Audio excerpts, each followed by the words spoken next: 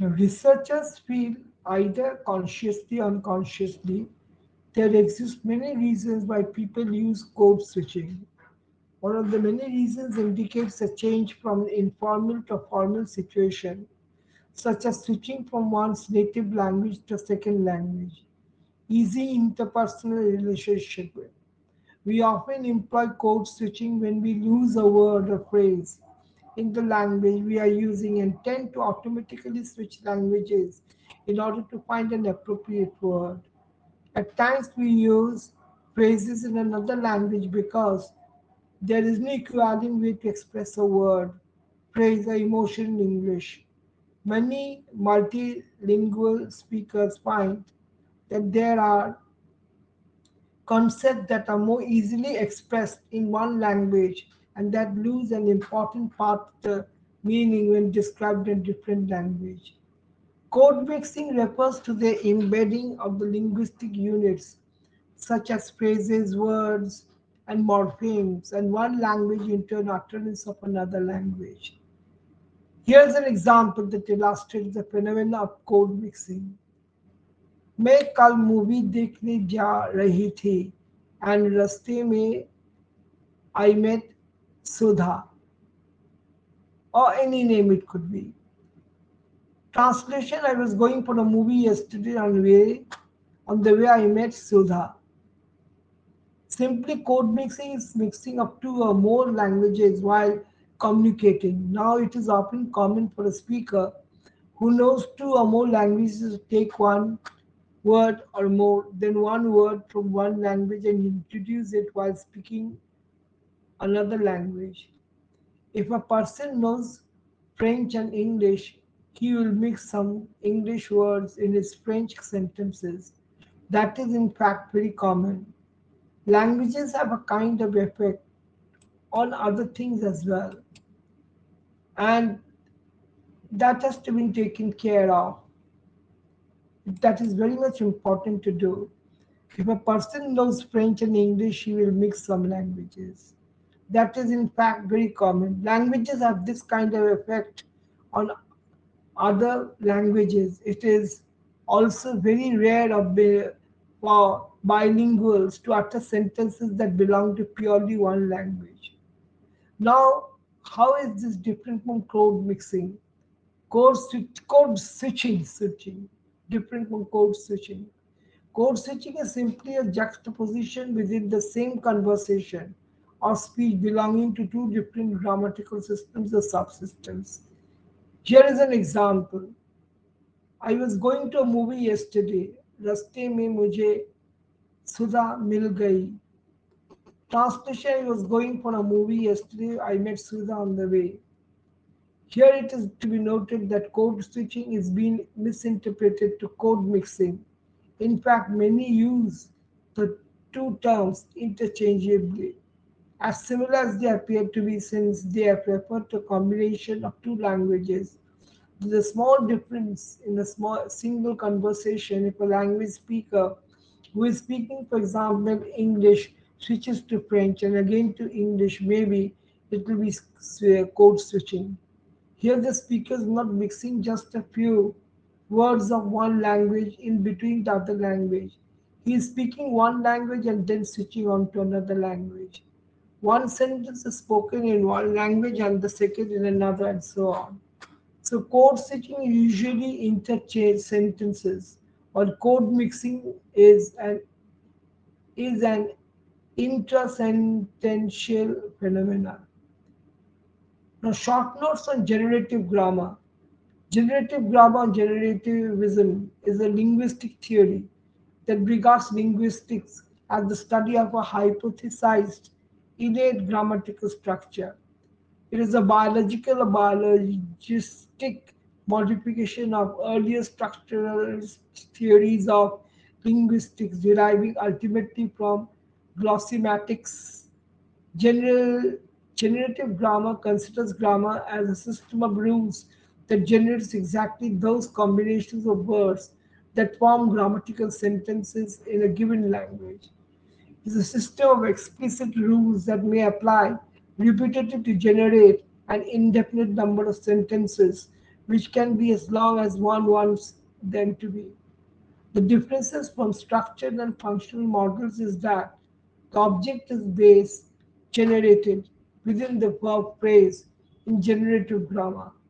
This perpetuity cognitive structure is thought of as being a part of a universal grammar, a synthetic structure which is caused by a genetic mutation in humans. Generativists have created numerous theories to make the NPVP NP analysis work in a natural language description, the language description. That is the subject of the verb in the phrase, as one can say it in this way also, as the subject and the verb phrase appearing as independent constituents, and the object placed within the word phrase. A main point of interest remains in how to appropriately analyze WH movement and other cases where the subject appears to separate the verb from the object, although claimed by generativists as a more cognitively real structure. Neuroscience has found no evidence for it, even though it has been made a concerted effort has been made to find evidence. In other words, generative grammar encompasses proposed models of linguistic cognition, but there is still no specific indication that these are quite correct. So, generative grammar is a theory of grammar first developed by Noam Chomsky in the 1950s that is based on the idea that all humans have an innate language capacity. Linguistic studies generative grammar are not interested in prescriptive rules. Rather than they are interested in uncovering the foundation principles that guide all language production. Generative grammar accepts as a basic premise that native speakers of a language will find certain sentences grammatical or ungrammatical, and that these judgments give insight into the values, into the rules governing the use of that language. The definition of generative grammar: generative grammar refers to the set of rules, the structure of a language, including syntax, the arrangement of words to form phrases and sentences, morphology, the study of words and how they are formed.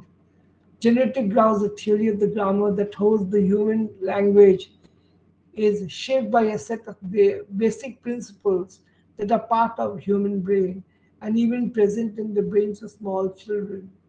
This universal grammar, according to linguistics like Chomsky, comes from our innate language factuality.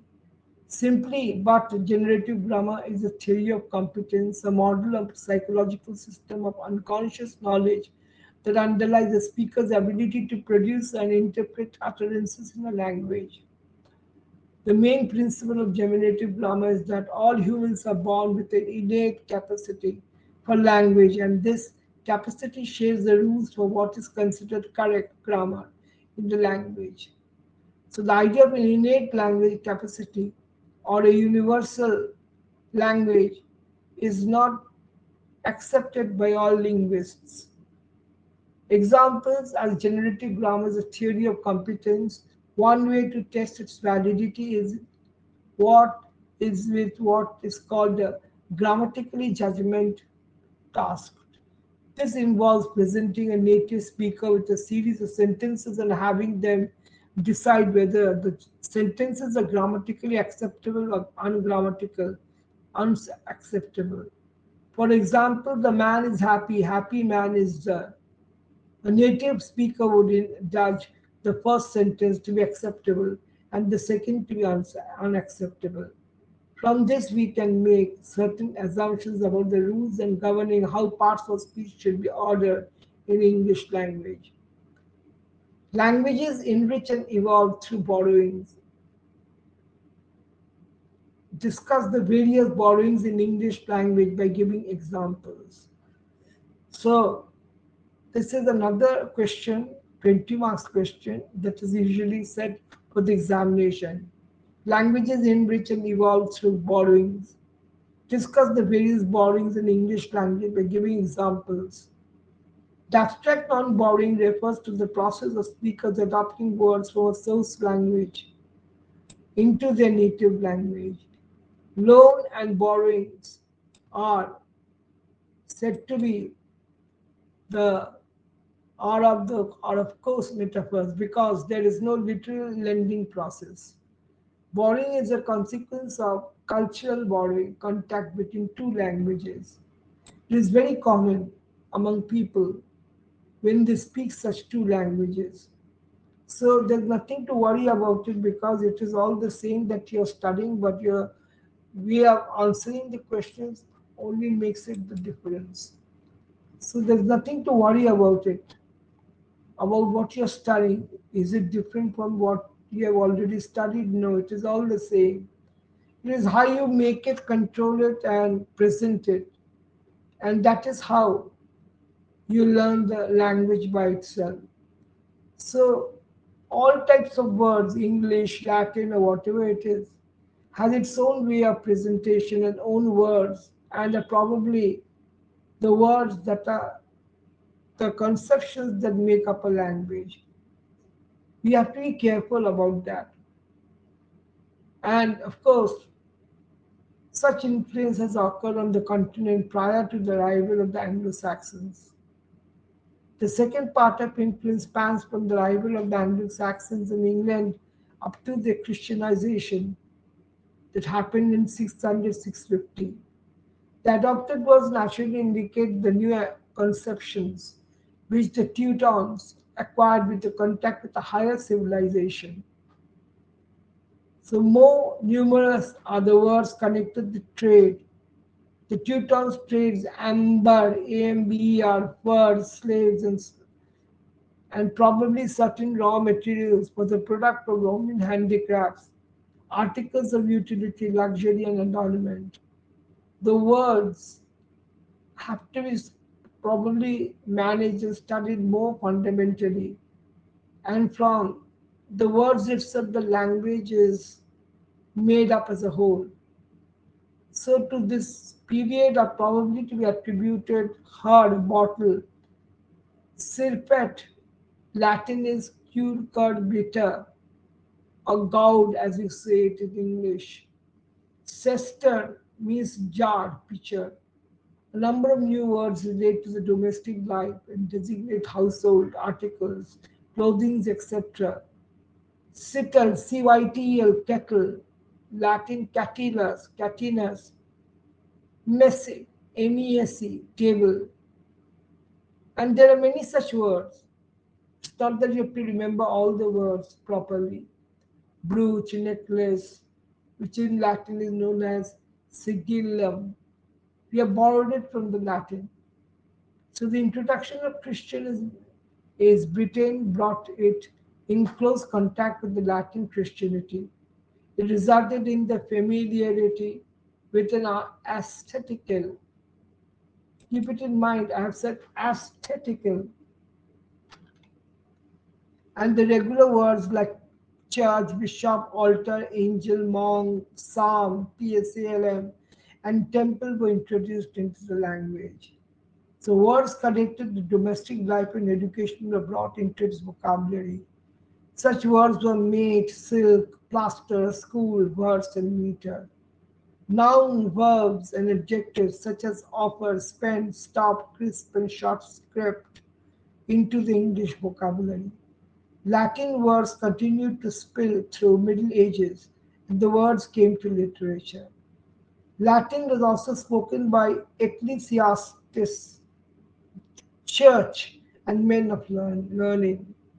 Words relating to law, conspiracy, custody, legal. Words relating to theology, incarnate, rosary, script. Words relating to literature, allegory, genius, prosody. Words relating to science, mechanical, solar. During the Renaissance, the zeal for classical learning was responsible for the impact. The Latin words adopted are mainly abstract and scientific, and entered into English through medium of writing. The flow of Latin words continued even in the later part period. A number of words came into the work, into the nature stock.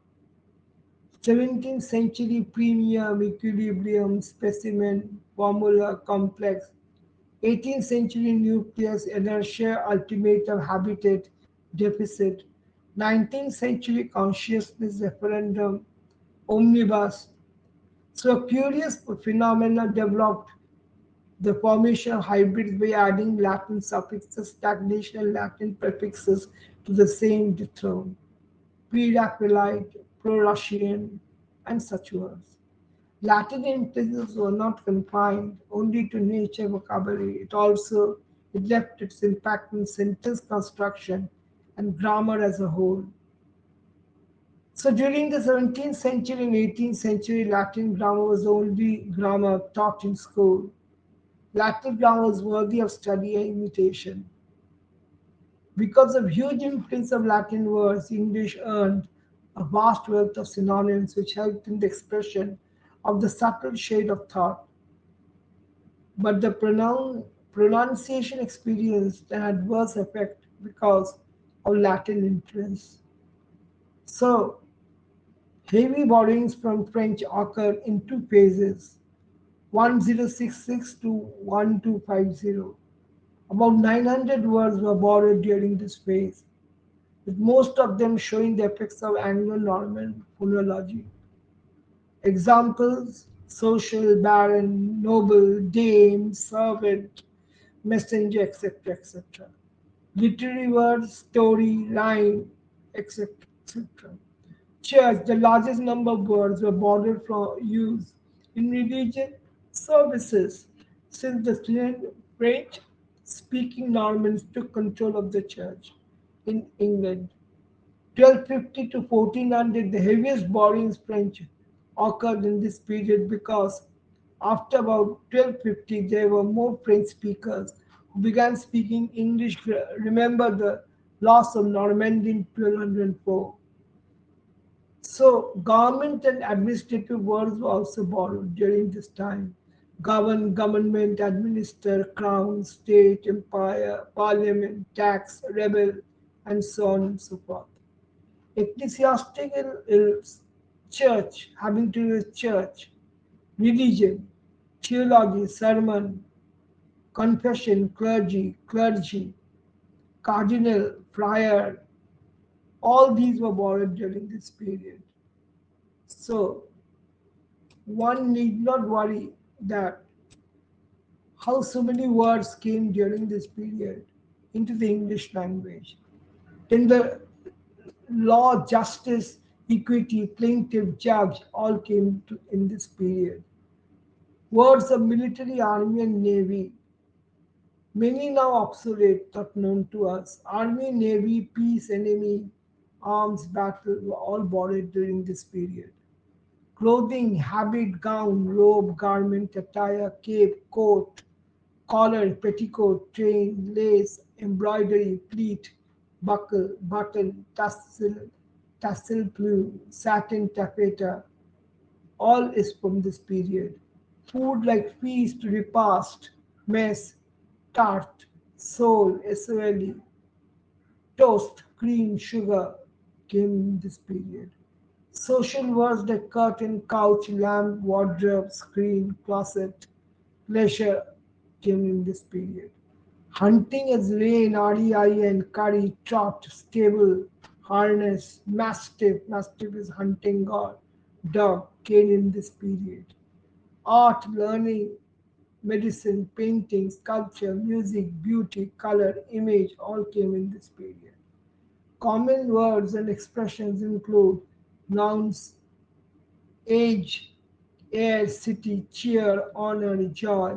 Adjectives, chaste, courageous, coy, cruel, poor, nice. Phrases, draw near, make believe, hand to hand, by heart, without faith. Scandinavian borrowings also came during this period. English has been influenced by many languages, and one of them is Scandinavian. In the period of Old English and Middle English, Scandinavian borrowing differs from other borrowings of the same period because they refer to common everyday events and objects. Although the Scandinavian loanwords began to enter the English language probably at the same time when Vikings settled down, the period of the Old English, the evidence in writing can be found mostly in Middle English texts. The loanwords were recorded long after they came in use because it took some time before they entered the standard English. So we see that words have been borrowed throughout the period. Many French or Latin loanwords, common, familiar, everyday words, many places today in England bear Scandinavian names, more than 1,400 words.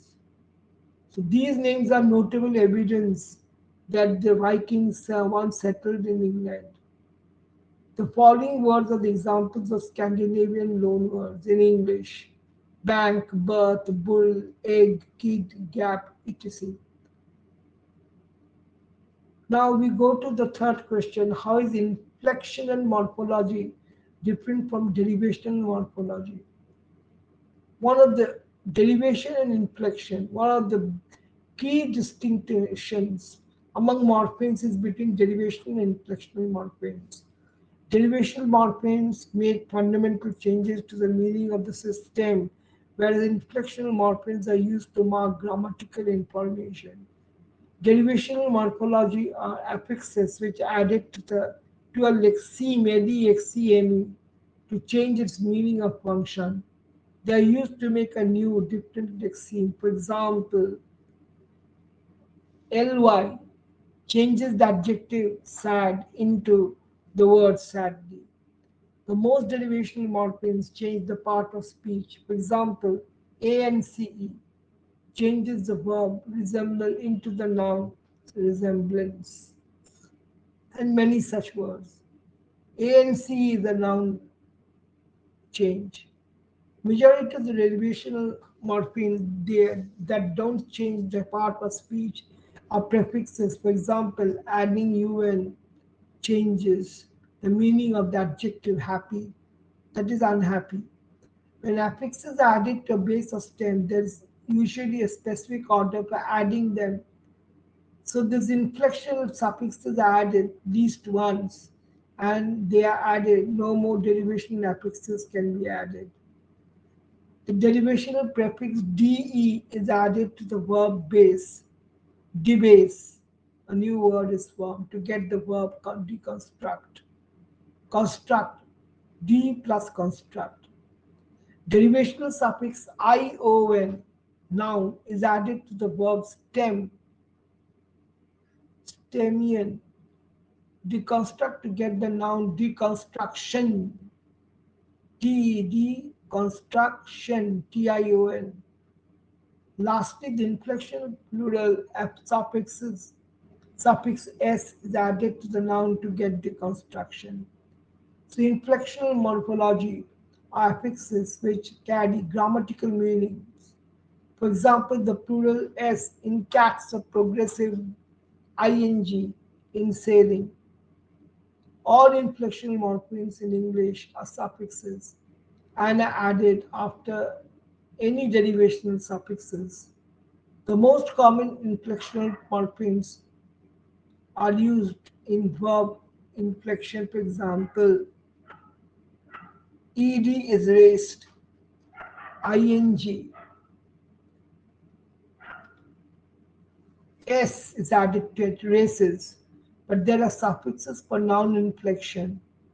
For example, plural s in horses and possessive s in suppose normas or semas or ritas, etc.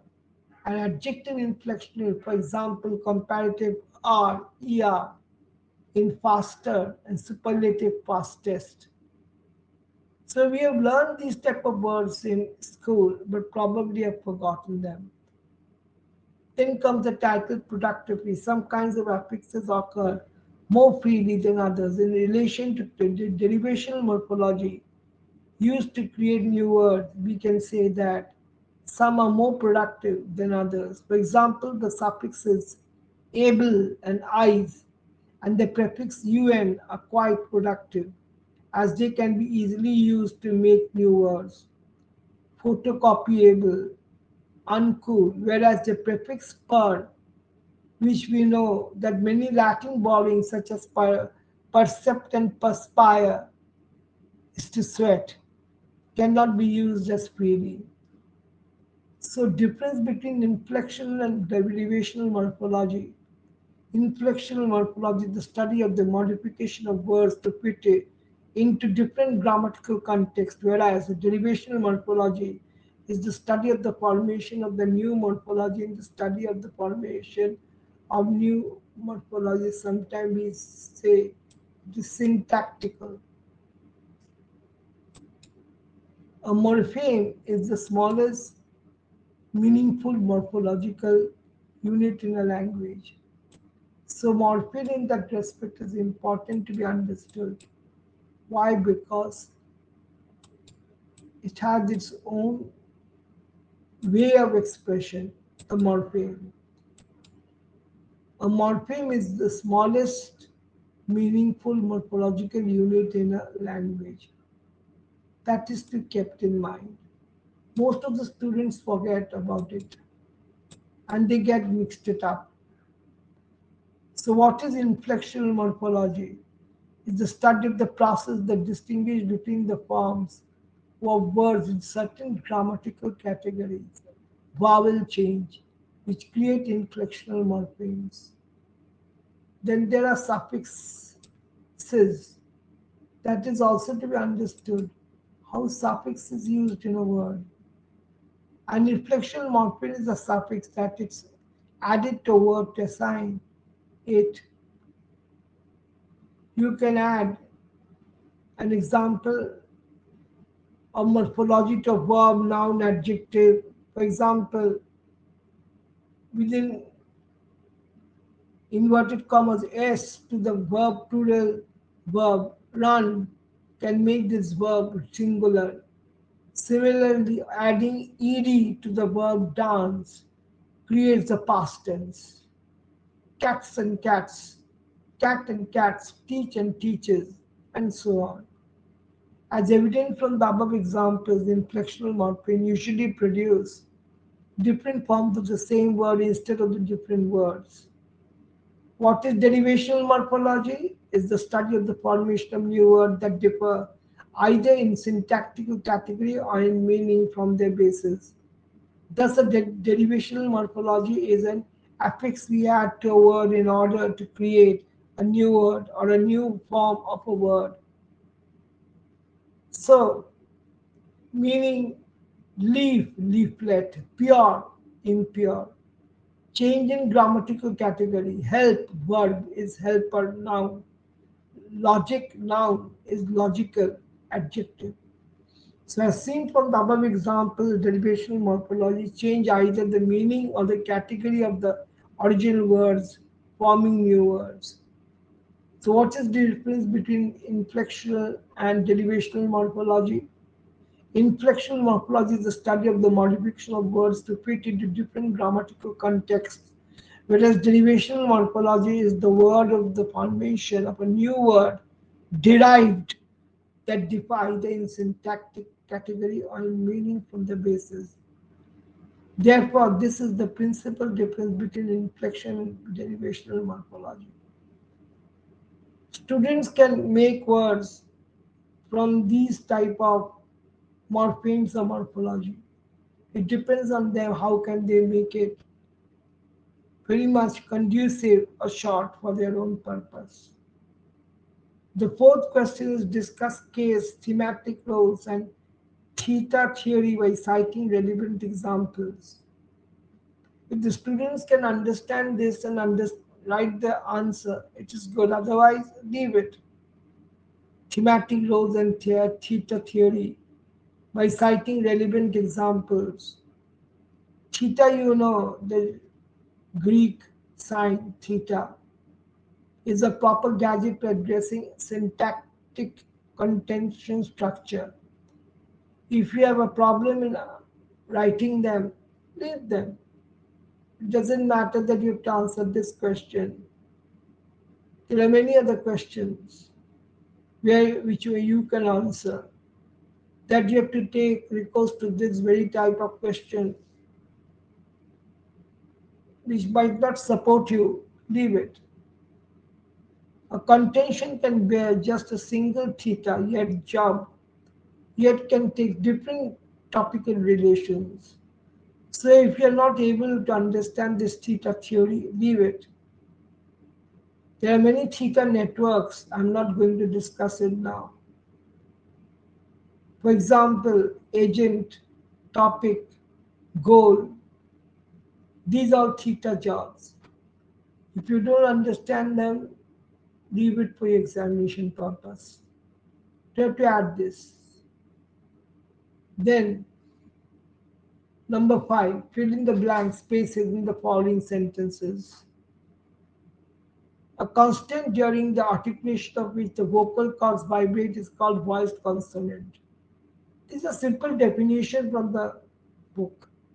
A consonant during the articulation of which there is no vedic opening or the oral cavity, opening of the mouth is closed, then it is called a voiceless consonant. The difference between plosive and an affricative is that during the articulation of plosive, the release of air is blocked, open, dash, and during the articulation of affricates and release is dash. So allophones are dash sounds, dash of the same set of sounds. Vowels are sounds then consonants. There is little or no construction in the production of vowels. Jargon is a sound which is present in your mother tongue, but in English, use IPA to indicate the sound. B is a voiceless bilabial plosive, and D is a voiced alveolar lateral phenomenon in English. Use IPA to indicate the phoneme. So these questions the student should not leave because it is from the book itself. You have to write what is it called. Like a speech sound which patterns like a consonant and is phonetically a brief vowel such as W is win is called a syllabic speech sound. Fricatives are produced by a hissing in the vocal tract so as to produce sound. The cardinal vowels serve as points of reference. So the entire book that you have studied, this is based on that. Whether you have really understood what you have studied or not. So this question which I just now discussed is from Megapo assignment, Megapo aspects of language, which at the beginning was incomplete. Now I have completed the total paper. You refer to the first part of it that I have already delivered the lecture. Then you'll understand that it is based on blocks 1 to 9, MEG 04, 21, 22.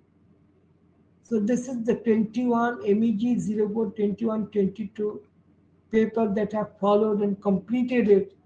Previously, it was not done completely. Some of it after the short answer types of negation and its interaction with scope and all this thing. The lecture was stopped. Now I've continued with the lecture and completed this paper, which has been set in the exam. Code mixing move मैं कल movie देखना जा रही थी and रास्ते में I met Sudha, however it is. This is a continuation of this part of the paper that I was delivering my next lecture, but I stopped. And this is a continuation of the total paper that I have already completed with you all. So the students are requested that when they are studying that paper, they must relate this paper to this one, this part of it which I have just now delivered. Nothing to get perplexed. Actually, this paper is based on language. So most of the things you must have done in your school time or school period, but you have not been told how important it is to answer them from the point of view of the language. So the words that you will hear, you can also create your own words from the idealization of the concept of the language. So don't get perplexed. This is the same paper that is continued and completed for the students like cat and cats, teach and teachers, clean and cleaned. All these things I've explained it now, but it is this paper that the paper that we left at the beginning, where we couldn't complete it, I've completed it and kept it open for the students to discuss among themselves. And in it, I have theta thematic roles. Thematic roles, if you have any problem, leave it. Don't do this question. Theta theory questions. This is sometimes said for the examination purpose, but not always said if you go through the entire context of the paper. But blank spaces, these are solved and given it to you. There's the first one, a constant during the articulation of which the vocal cord vibrates is called a voice consonant. These are being given to you over here. If you get this, don't leave it. That is my request to the students. That it is a continuation of that paper which I've just left it and completed it now in various ways. In what way you'll be asked, even I don't know. But this much I can say that it will be within the pretext of this paper, within the precept of the concept that you have already developed. So the answers, you might not be able to answer all answers, but at least it's a continuation of the paper that I have just now given it to you all. So here I end my lecture. Please don't leave anything from here.